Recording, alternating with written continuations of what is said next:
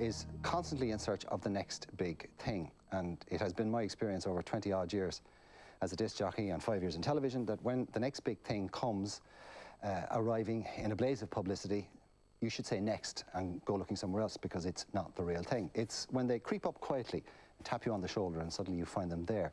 That's when you come across, that's when you have an artist who's got a long-term career. And my next guest is a very good example of that. Damien Rice, you're very welcome. Thank you. And that is exactly what you have done. I remember talking to you 2 years ago when you were kind of embarking on the story of O, so to speak. And you, I don't know, could you have foretold what was going to happen? Because you have quietly become the next big thing. The first major Irish act to do serious business in America after you too. It's extraordinary, isn't it? It's a bit odd. Well, I don't even know what word to use for it anymore. I know when we had finished the record and stuff, you know, the band sat down and we were just trying to decide how to be fair about the payment, you know, on the record, and trying to decide whether to, you know, people would get a fee or get a percentage, and then so we sat down and said, well, how many records do we think we'd sell? I remember at the time I was really ambitious, you know, about it with them. I said, look, you know, we should definitely be able to sell 1,000 because, you know, because I'd calculated we'd had this gig and this show and we'd have some in the shops and this and that, and then we'd do another tour. And I was thinking, and I added up, we should sell 40 at this gig and we should definitely sell about 50 at this one. And I added up and I kind of thought, you know, if we work it, we'll sell 1,000, you know. And so we kind of figured it out from there, you know. And then it just went, it went silly, you know. Well, not silly, but it went really, really well. And it is one of those special records, though. I mean, and anybody who listens to it kind of goes, A, it's kind of out of time and out of its place, and therefore timeless as a result of it. And it's been commented by many people that it's a perfect example of how to succeed in the music business these days from a business point of view, because this essentially was a little cottage industry that you've turned into big business. No, I don't know whether that was the plan or whether it was a happy accident or what. It wasn't a plan, no. I think the main thing about it all was that there actually was no plan, because I used to be somebody who had a vision of sorts that I would like to formulate it into a sort of a, you know, a strategy of like, okay, I'd like to do this, and then after this I'd like to do that, and after that, and I'd like this song to turn out this way, and that kind of stuff. And then everything changed with me. I traveled around Europe for that while, and then everything sort of just went boom and stopped, and then I went to the complete opposite direction, which was just literally, I made myself available to follow the songs or follow the music in whatever way it felt it wanted to go. So I stopped kind of deciding that a song should sound a certain way, and I just sort of let it happen whenever it happened. And it was the same when we tour, you know, we'd get invited somewhere and it was like, okay, let's go there next, you know, as opposed to having this, well, let's go to America and do this and this and this and this, and let's go to, it was all quite accidental. There was nothing very far in advance. You don't think of territories, you think of people and audiences. Yeah, and because people use the term as well, you know, breaking America or breaking a certain place, you know. And I think of that as like the way people use that expression for horses, and I don't like that kind of that approach. I much prefer just the more Irish approach of just like wandering in somewhere and, you know, going away and then coming back, you know, with a few of your mates. And I mean, like, it has worked. However, whether it was a happy accident or planned, it's worked beautifully for you. And obviously the chords have, or the songs have struck a chord with people. And I mean, it's a lovely record for the wee small hours, for introspection, for thinking of people who are far away, if you're slightly lonely or possibly even melancholic, or if you kind of want to wallow in emotions. I mean, it is beautiful for that. It's a record that you kind of have to open yourself up to, and it rewards you when you do that. Now, there's not an awful lot of product out there like that at the moment, so... Yeah, it's really funny because over the last while we've had a lot of people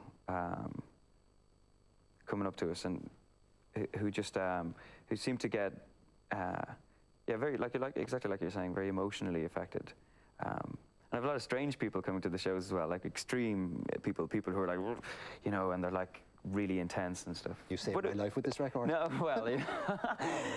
But just it's interesting because I mean, I you know, I sometimes joke with the band about it, you know, that I even joke with the audiences sometimes, you know, sort of that you know, we attract people who are depressed, you know, but it's not true.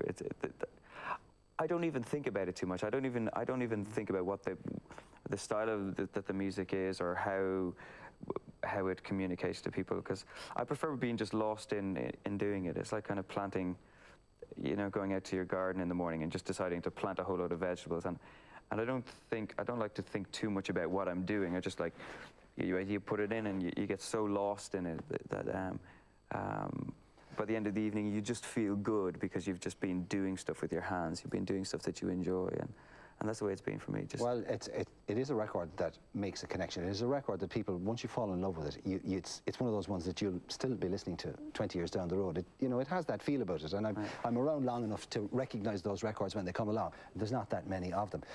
Whether you like it or not, the cottage industry has now become, you know, big business. You know, you've sold several 100,000 records. You own it. So the expectations for the next one are very high. So is it going to be radically different, or what? Well, I mean, pretty much straight away, I just shared the idea that somebody might expect something from us, because I don't expect anything from it. It'll just be whatever it is, and all I know is that I won't release it until I'm extremely happy with it, until I love it, until I adore it, you know. And whatever it is, or whatever it will be, it's at the moment it's sounding quite different. It's sounding like if you imagine getting the person, the melancholic person that you're talking about, and kicking their head in and throwing them on the ground until they eventually stand up and tell you to, you know, get away. That's the expression on the next record. It's like that person who was just pushed a bit too far, and it's just a little bit angrier, a little bit more bitter, and a little bit more aggressive, but perhaps a little bit more honest at the same time. I'm really excited about it. Well, so.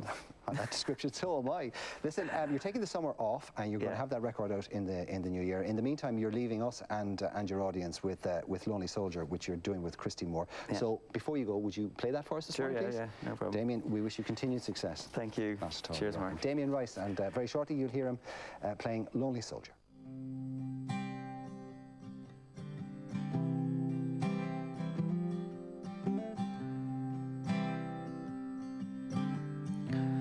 Lonely soldier, go home. Lonely but never alone. Good eyes see nothing to shoot. Good feet feel good giving up. Good boots. So ask your father, how'd you fall?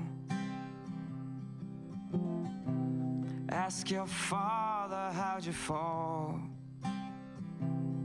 Like a leaf sitting on the ground, good for nothing except kicking around. She died with her hand stretched out. She died with her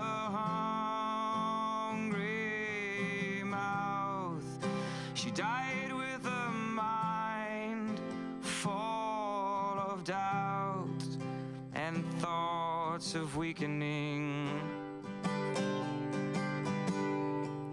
And so may your river never dry, and may your mouth never lie, and may you be satisfied to never know why.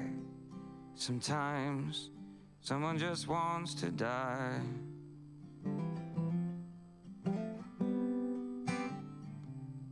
Where'd you get those cuts in your hand? I thought I told you about playing in the sand.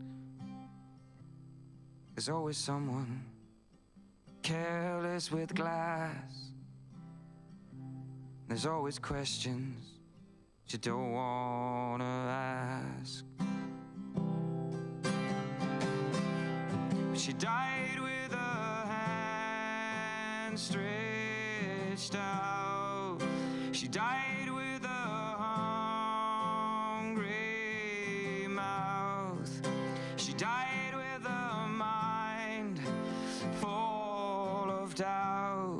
and thoughts of weakening. And so may your river never dry, and may your mouth never lie, and may you be satisfied to never know why. Sometimes someone just wants to die.